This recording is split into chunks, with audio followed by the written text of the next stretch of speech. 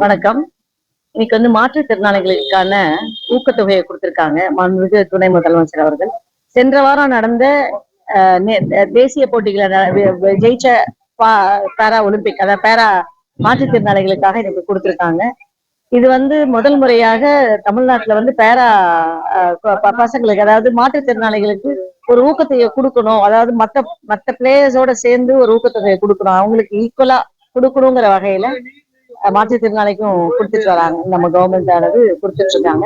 இதற்காக அவங்க சார்பாக தமிழக முதல்வர் அவர்களுக்கும் துணை முதல்வர்களுக்கும் நன்றியை தெரிவிச்சுட்டார். என் பேர் உமாராணி, செரிப்ரல் பால்சி ஸ்போர்ட்ஸ் அசோசியேஷனோட தமிழ்நாடு சேர்மன்.